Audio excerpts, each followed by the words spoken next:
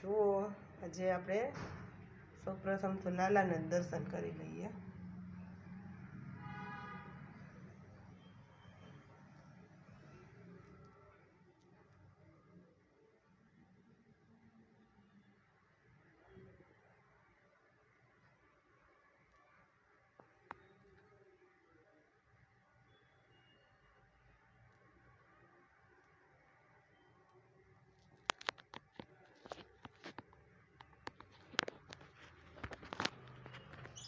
Hello, જય શ્રી કૃષ્ણ બધાને. કેમ છો બધા? મજામાં?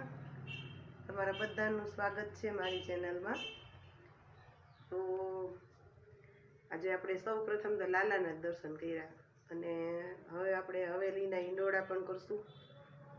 સવારે પહેલાં તો મંગળા કરવા જઈએ, પછી બપોર પછી હિંડોળા કરવા જઈએ, એટલે એ દર્શન પણ તમને આગળ કરાવશું. કન્ટિન્યુ કરીએ.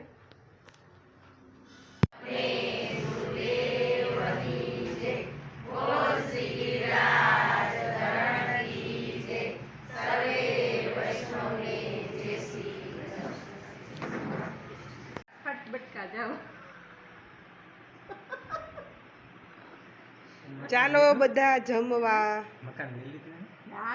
ગાડી લીધી.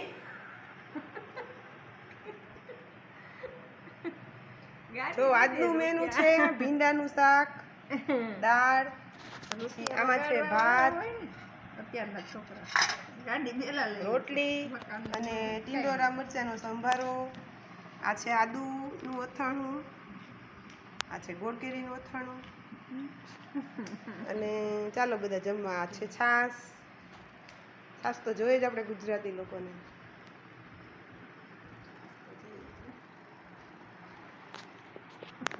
તો જમવાનું તૈયાર છે ટેબલ ઉપર, તો ચાલો બધા જમવા. જુઓ, આ જે આપણે સલવાર કટિંગ કરી હતી ને ગઈકાલે, તે આ સિવાય ગઈ છે મસ્ત. જુઓ,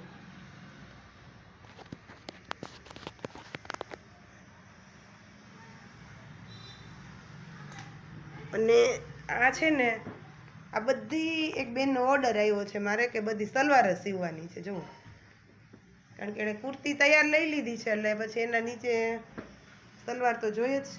આ બધી સલવાર જ બનાવવાની છે, તો આપણે રોજ બનાવશું, બરાબર, અને તમને બતાવશું પણ. તો ચાલો કન્ટિન્યુ કરીએ.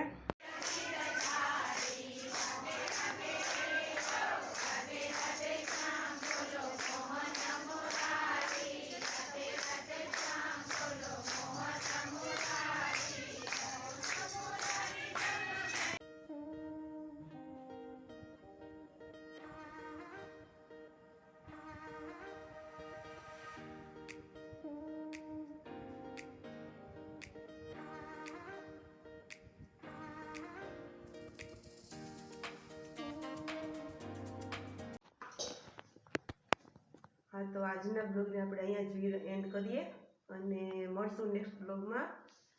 તો બધાને મારા જય શ્રી કૃષ્ણ. લાઈક કરજો, શેર કરજો અને સબસ્ક્રાઈબ કરી લેજો. Bye bye.